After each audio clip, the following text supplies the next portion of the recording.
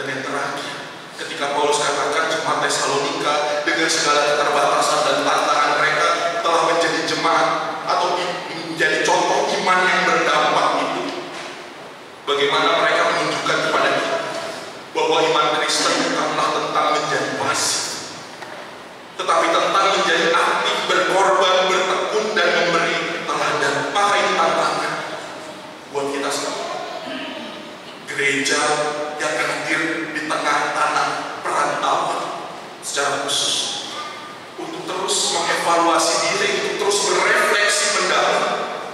Apakah sebagai pribadi kehidupan iman kita hanya kehidupan iman yang sebatas mengaku dan percaya, tapi apakah itu menjadi kehidupan yang menghasilkan pekerjaan, jerih lelah kasih, dan ketekunan dalam harapan sebagai persekutuan? Apakah persekutuan kita, kehadiran kita dalam komunitas gereja kita sungguh menjadi teladan dan membawa dampak positif bagi orang-orang di dalam maupun di luar kita?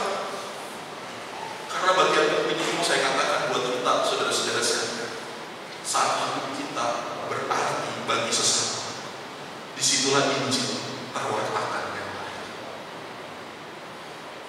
Saya bukan bilang bagi-bagi Alkitab itu sesuatu yang gak penting. Dalam bentuk formalitas, iya, ada Alkitab, ada firman Tuhan yang kita bagikan buat mereka yang membutuhkan. Baik, saudara-saudara. Tapi di dalam saat hidup kita yang diubahkan oleh firman Tuhan itu, saudara-saudara, menjadi hidup yang berarti buat sesama, maka Injil terwartakan dengan baik. Dan bukankah itu kehidupan kita? Saat kita hadir, orang merasakan ini Kristus hadir. Dan sebagai penutup, Bapak Ibu saudara-saudara, kita tidak melakukannya dengan kekuatan kita sendiri, tapi dengan kuasa Roh Kudus yang sama yang juga bekerja di tengah jemaat Tesalonika. Maka terus minta hikmat dari Tuhan, supaya dalam kehidupan beriman ini kita tidak berpuas atau berbangga diri dengan segala pencapaian iman yang ada, pencapaian dari setiap program-program kehidupan persekutuan bergereja kita saja. Tapi justru di tengah setiap pencapaian yang ada itu, kita semakin rindu untuk lebih sungguh lagi menjalankan apa yang kita imani. Karena visi misi kita hadir di dunia ini semata-mata adalah visi misi Allah. Bagaimana kerajaan Allah boleh nyata di dunia ini, sama seperti doa Tuhan Yesus yang diajarkan kepada kita semua. Jadilah kehendakmu di bumi seperti di surga. Dan biarlah pesona Injil itu boleh mengubahkan kehidupan beriman kita, baik sebagai gereja, tetapi juga di mana Tuhan hadirkan kita sebagai pewarta firman Tuhan. Sederhananya, saudara-saudara, sebagai orang percaya, sebagai orang Kristen, jangan pernah bikin malu Tuhan Yesus.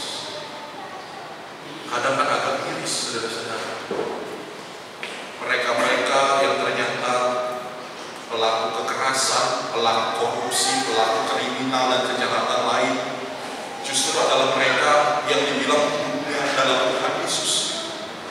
Namanya Kristen banget. Kalau saya pelayanan di penjara itu kan, saya tanya, berapa yang hadir? Pak Pendeta, 50 orang. Oke. Terus nanti bulan depan saya ke situ lagi, berapa yang hadir? Pak Pendeta, puji Tuhan ada 150 orang. Itu bukan puji Tuhan, itu jadi peringatan buat kita. Belum lagi kalau dicek itu kan yang namanya Matius, Markus, Lukas, Yohanes, tinggal di belakangnya Siagia, Sinaga, dan seterusnya, macam-macam. Rasanya saudara-saudara itu jadi peringatan buat kita. Kita hadir di dunia ini buat bikin malu Tuhan Yesus atau membuat dia bangga. Karena ketika kita hadir, berita Injil itu terwartakan dan dunia diubahkan. Maka biarlah panggilan itu boleh terus nyata dalam kehidupan baik pribadi maupun komunitas bergereja.